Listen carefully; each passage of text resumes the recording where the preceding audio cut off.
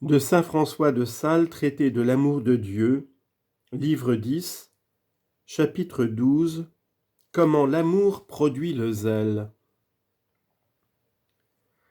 Comment l'amour tend au bien de la chose aimée, ou si complaisant si elle l'a, ou le lui désirant et pourchassant si elle ne l'a pas. Aussi il produit la haine par laquelle il fuit le mal contraire à la chose aimée, ou désirant et pourchassant de l'éloigner d'elle, si elle l'a déjà, ou le divertissant et empêchant de venir, si elle ne l'a pas encore. Que si le mal ne peut ni être empêché ni être éloigné, l'amour au moins ne laisse pas de le faire haïr et détester. Quand donc l'amour est ardent et qu'il est parvenu jusqu'à vouloir ôter, éloigner et divertir ce qui est opposé à la chose aimée, on l'appelle zèle. De sorte que, à proprement parler, le zèle n'est autre chose sinon l'amour qui est en ardeur, ou plutôt l'ardeur qui est en amour. Et partant, quel est l'amour? Tel est le zèle qui en est l'ardeur. Si l'amour est bon, le zèle en est bon. Si l'amour est mauvais, le zèle en est mauvais. Or, quand je parle du zèle, j'entends encore parler de la jalousie, car la jalousie est une espèce de zèle. Et si je ne me trompe, il n'y a que cette différence entre l'un et l'autre, que le zèle regarde tout le bien de la chose aimée pour en éloigner le mal contraire, et la jalousie regarde le bien particulier de l'amitié pour repousser tout ce qui s'y oppose. Quand donc nous aimons ardemment les choses mondaines et temporelles, la beauté, les honneurs, les richesses, les rangs, ce zèle, c'est-à-dire l'ardeur de cet amour, se termine pour l'ordinaire en envie, parce que ces basses choses sont si petites, particulières, bornées, finies et imparfaites, que quand l'un les possède, l'autre ne les peut entièrement posséder, de sorte qu'étant communiqué à plusieurs, la communication en est moins parfaite pour un chacun.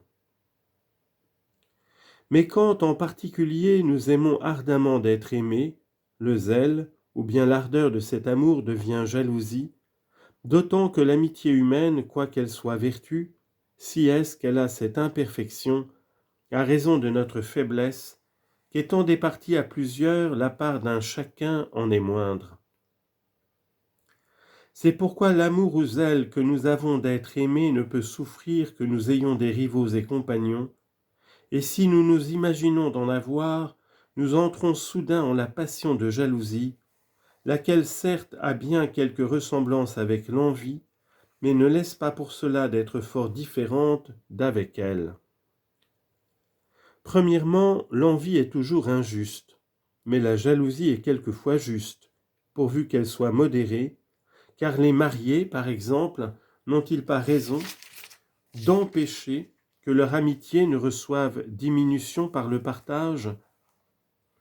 Deuxièmement, par l'envie, nous nous attristons que le prochain ait un bien plus grand ou pareil au nôtre, encore qu'il ne nous ôte rien de ce que nous avons.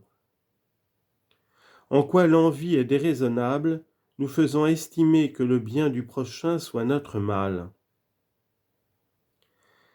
Mais la jalousie n'est nullement mari que le prochain ait du bien, pourvu que ce ne soit pas le nôtre, car le jaloux ne serait pas mari que son compagnon fût aimé des autres femmes, pourvu que ce ne fût pas de la sienne. Voire même, à proprement parler, on n'est pas jaloux d'un rival, sinon après qu'on estime d'avoir acquise l'amitié de la personne aimée, que si avant cela il y a quelque passion, ce n'est pas jalousie, mais envie.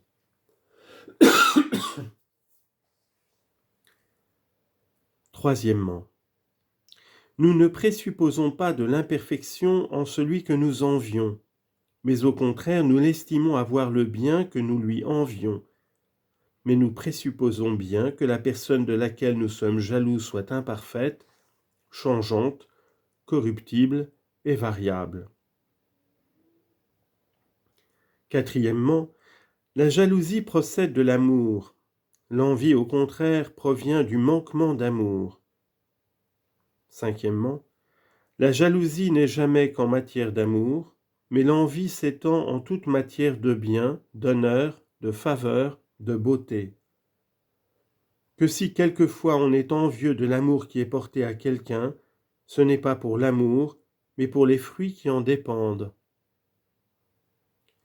Un envieux se soucie peu que son compagnon soit aimé du prince, pourvu qu'il ne soit pas favorisé ni gratifié dans les occurrences.